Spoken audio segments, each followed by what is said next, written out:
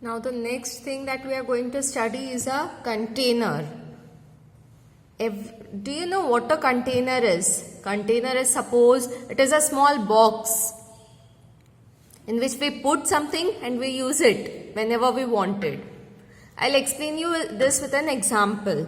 For containers, we use a dollar sign. Dollar.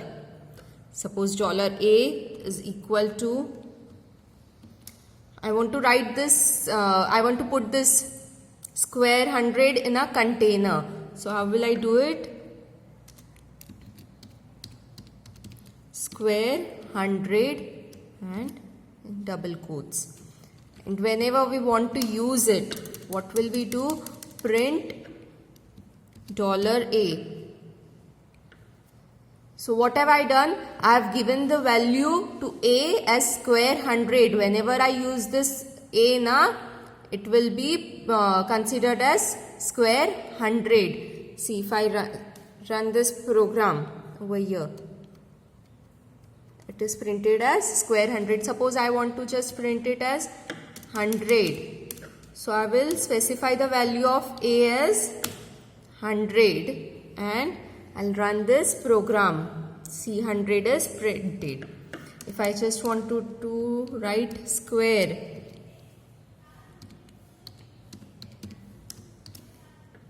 and I'll run this program. See, square is printed. Here I have given the value for A as square.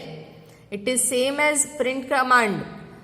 If it is alphabetical value, so you have to write it in strings. If it is numerical, you simply have to write the number.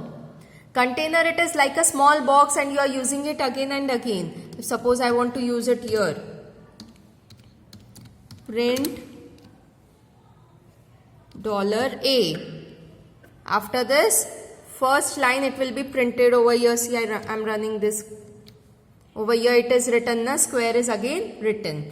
So a container, you can use it any number of time. Again and again, if this is a small word, if it is something big, so how will you do it? Simply write print $A. So it will be printed again and again. This was about a container. Now, if suppose I want to increase this size, the font size of the square, so how will we do it? Over here I am typing the command, that is font size. Here there is no abbreviation for this. Font size, suppose I'll make it as 25 and I'm running this command. See, the font size has increased. So using this font size command, you can increase or decrease the size of the font in your canvas. This was the font size command. Now, the next command is repeat.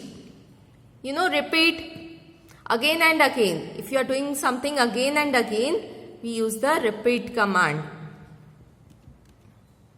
If suppose, see over here, forward 100, turn right 90, forward 100, turn right 90, forward 100, turn right 90, forward 100. Here if I add turn right 90, there is no difference, right, in this command.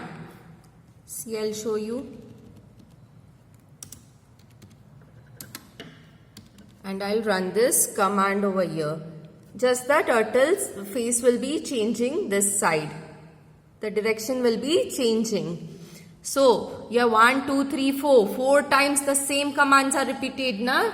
So, instead of this, what can we do? We can use the repeat command over here.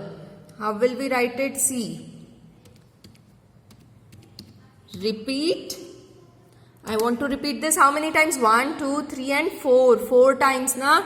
So, repeat 4. And you will use this curly braces. And I'll close this brace over here.